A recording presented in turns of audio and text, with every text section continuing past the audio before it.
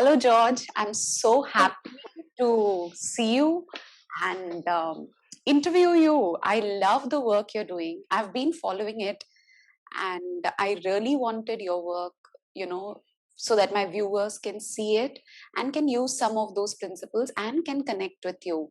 Would you want to introduce about yourself, who you are, Sure. what you do? Yeah. Hi, my name is Jorge Ochoa. I'm an occupational therapist in San Antonio, Texas, in the United States. I'm a full-time school-based therapist, and I also have a side business, a part-time business called Tamborhythms Drumming. And I've had that business since I started it in 2008. And so it's been quite a exciting adventure being able to use rhythm in a therapeutic manner. Wow. So, can you explain more about drumming and Mm. how you use drumming and why drumming? Okay, so I actually am a drummer. I've been playing. I was a drummer before I was an occupational therapist. I became an occupational therapist in 2001, and so it took me like I didn't start the drumming until really around somewhere around 2007. I actually found this group drumming that I'm doing. I found it by accident on the internet. I wasn't looking specifically for group drumming. I was just looking at like drum set, just normal drumming. And then I came across this world of hand drumming where people could get together who may not be musicians and they can have a good time of self expression in rhythm. And the more and more I searched into it, I saw how it affects and helps health and wellness. So that's really how it started. And then it moved into um, how how it can also be addressed um, to target social emotional skills in children with or without special needs. So the I really learned about drumming and those with special needs from a program that's called the Rhythmic Arts Project. And that program was started by a drummer, and part of the program addresses learning shapes, learning how to count, and learning syllables as well. So I really learned what had happened is that when I found the program online, I went to my special education director in the district that I worked in, and I asked her to buy me the program. So she bought me the curriculum and she bought me the drums. And so I would go around to the special ed classrooms every week and I would drum with the kids in the classroom. And so that's how I gained the experience of using drums with those that have special needs. So that was around 2007, 2008. And at the end of 2008 is when I decided to turn the drumming into a business for myself. So when you say you do drumming, you did drumming with kids in the classrooms, means what exactly did you do? And how was it Okay. welcomed? And what were the changes that you found? Okay. So when I mean drumming, I'm talking about, and I'll give you an example. This isn't the exact type of drum that I use, but let me just show the audience. Zembe, like a zembe, is it? Yeah, yeah. It like, well, those drums were djembe drums that I got. Yeah, djembe drums. And so, I, I, I liked how, the engagement, one of the, in occupational therapy, one of the things, that is an occupation is social participation. That's an occupation, and so is play. So and at the time that I actually incorporated all this, I wasn't even really, which is this sounds kind of weird, but at that time I wasn't really looking at it specifically from an occupational therapy perspective, but more as just a musical self-expression kind of way. But then the more I did it and the more I researched things, and I saw, wait a minute, this hand drumming, this group drumming can really play a role. It can actually be part of occupational therapy, therapeutic practice. And so, yeah, so then I really liked how, um, with the kids, now this is probably, but like how I said, back in 2007, 2008. So, um, all I could see, one thing is that no matter what experience these students had, meaning musical or non, um, they all engaged and they all enjoyed it. So whether you had, this is an example, autism, Down syndrome, intellectual di- disability, it didn't matter because the the um the session wasn't about performance. It's not about how good you could play.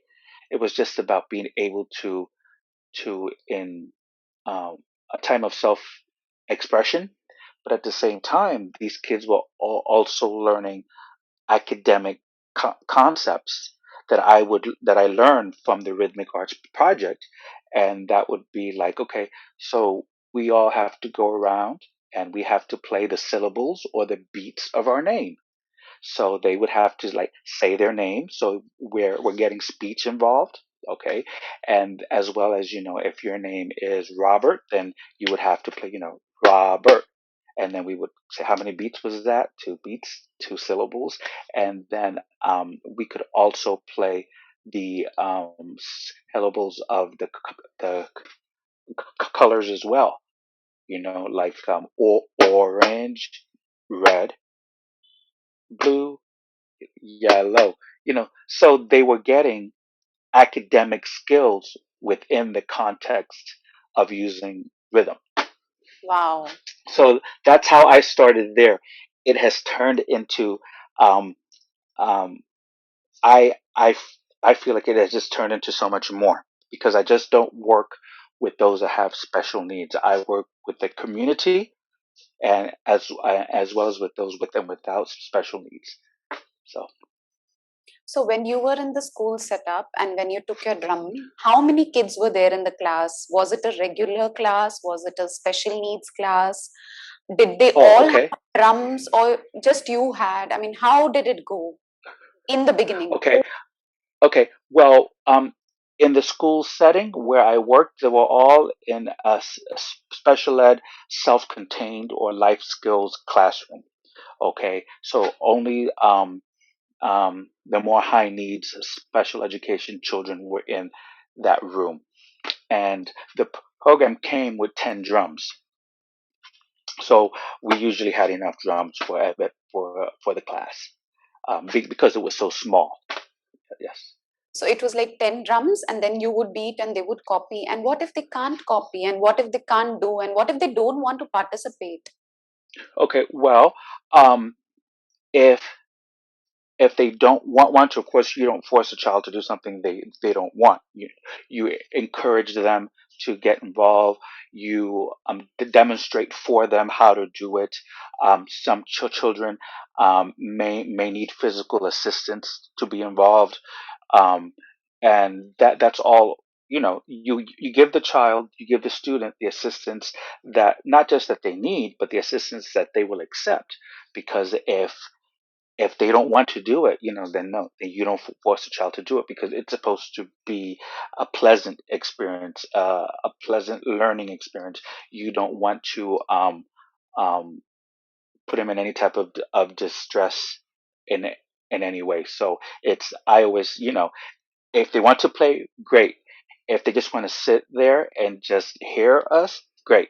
If maybe it's too much, maybe it's too loud, maybe they may have to back away from the area for a while. Well, then that's fine too, because I know, the drumming can get loud, so, and then we have to think about the sensory components, whether they're over, or um, whether they're It's hypersensitive to noise, to sound, true.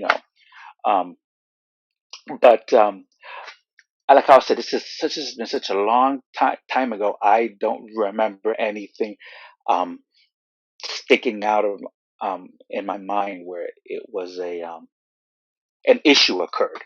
But for sure, there's one thing: you don't force a child to be involved in something um, like that. If it's not for them, then it's not for them. Yes. Drumming is a very grounding experience, right? It really, Hmm. really grounds the person. Have you had an Hmm. experience where a child would cover their ears or they would do this while you're drumming? And what do you do in such a case when it happens? Okay. Well, I actually have had an experience that when I now this is moving away from the school setting, and this is when I'm uh, more into the business aspect of it, where I would teach in the evenings at our adult and community education center, which is here in the district that I live in. Um, I've actually had a student who, when he came, I believe he was high functioning autism, I believe. Um, and he was wearing earplugs, noise reducing earplugs. And I held those sessions for 6 weeks. He came in wearing those, and by the end of the 6 weeks, if I remember correctly, he wasn't wearing those anymore. He took them Oh. out because he was able to modulate his sensory system to the sound of the drum. And so that was a neat experience seeing that. So, but some kids will need headphones, noise reducing headphones, and that's fine. If it's too loud or too much, it is okay to have those headphones. And if the parent needs to, for the comfort of the child, needs to leave the circle for a little while, that's fine. You come and go. You come and go, and I'm okay with that. I'm fine with that. Yeah. So there's like a lot of flexibility. It's not like a fixed pattern and this is what you're supposed to do. It's Hmm. it's just modifying it as per the needs of the child to make it pleasant for them. Right, right. A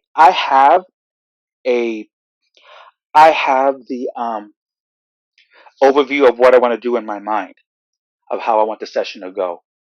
But I do realize that you have to be ready to be flexible and change that at any time. Because as a therapist, you have to always expect the unexpected, because you never know what's going to happen. So Yeah, I love that. I love that. yeah. I was just curious about why this name tambo rhythms. What do you mean by tambo? Okay. So in Spanish, okay, um, tambor means drum. Ah, okay. So all I did was just take tambo rhythms, and then I put it together in tambo rhythms. Yeah, Ah, that's why so I did it that way. okay.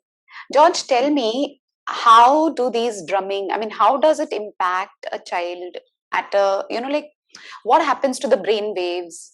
What is the kind of change that happens? How much time does it take for us to see those changes? How long we continue drumming? So, can you give me some idea about that? Okay, well, um, one of the things is that you can definitely see external changes just within one session, Oh, because because um, and there's several ways to look at this. Okay, so um, drumming is an can be a good way to increase your body's endorphins, which are our feel good chemicals that we have. Okay. So by releasing our endorphins, we get that that natural good feeling, that high feeling, you know, that you may get when you exercise, because drumming is a form of exercise. So, and so with endorphins, they not only make you feel, you know, that high, so to speak, but it also is good for pain management. Endorphins are good for pain management, and endorphins are also good for your immune system because it boosts the system. Okay, so um, so that's one way that we can see how the drumming, what it can do for you, and that can happen.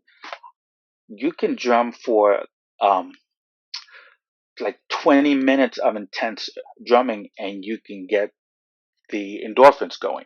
Okay. Now I'm talking now of what can happen across, with anyone, you know, um, not just those that have special needs, not just children. I'm just talking about adults, everyone.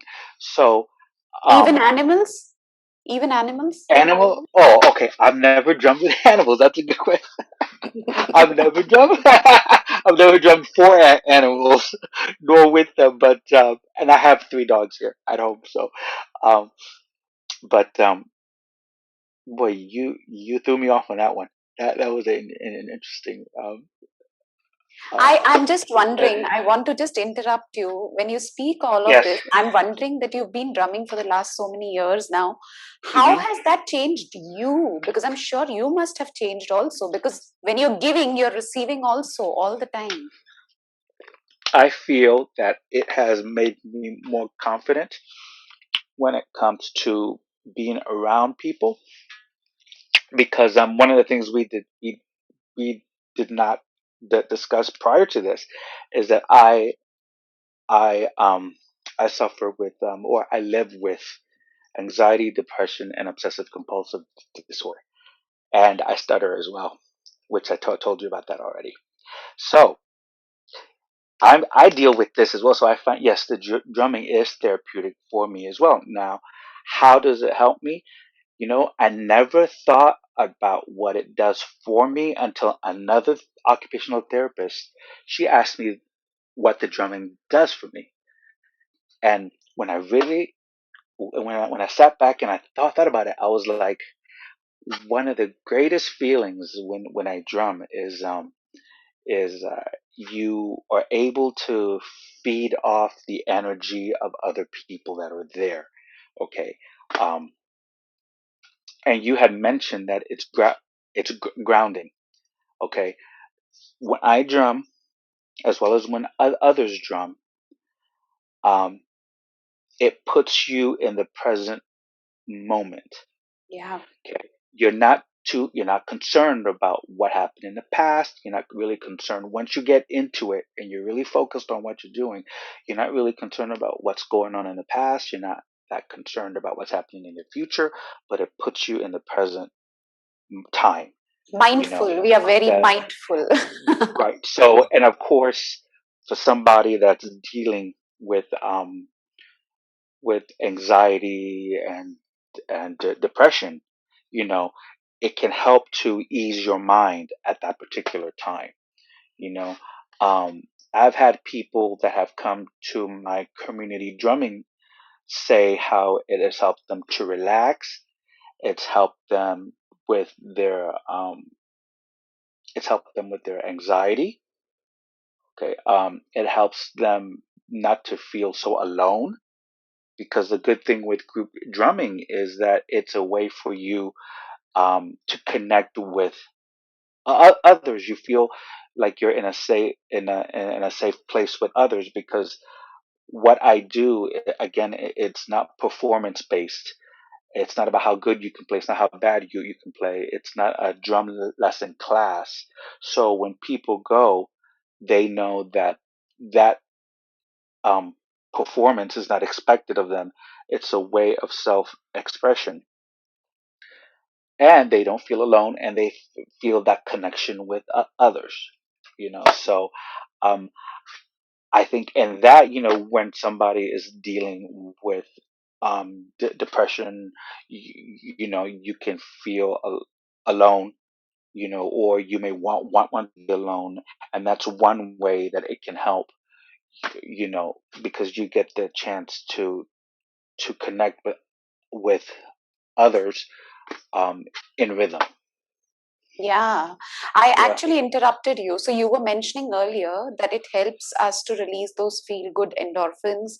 It helps us to Hmm. boost immunity. And now the Hmm. social emotional component that it helps us with. Anything that it does to our brain waves? Yes. Um, actually, if drumming, okay, so drumming at 60 beats per minute, like doing a slow, like a heartbeat One sound, beat okay. per minute. Is Or, that what you're saying? no, no, like 60, it's 60 beats per minute. So it's just slow. It's just a slow, if, if you play the drum, your heartbeat, okay, if you play that on the drum, or let's say, you can also, it's easy to play 60 beats per minute. If you get, it's you will know what it is if you can download a metronome on your phone, and you can set it at 60 beats per minute and play along to it. So then that way you'll know what it is. Ah, Okay, ah. so yeah, so it's slower, okay, but playing for 20 to 30 minutes at 60 beats per minute can actually, increase or boost your alpha brain waves, okay, which are those brain waves that are associated with being calm and relaxed. Hmm. So yeah. How can you show So, me how you do that 60 beats per minute? If you can just do a okay, little bit so of that. you can, oh, I before I forget, on my YouTube channel, which is Tamborhythms, I actually have a video there that's at 60 beats per minute that you can play along to or play with.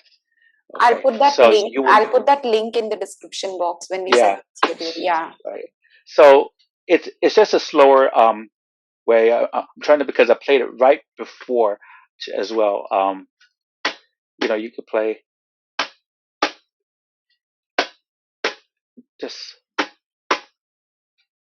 it's just a slower beat. Now, I'm not positive that this is exactly a 60 beats per minute, but it's just slow. Is what it is. It's a slow beat.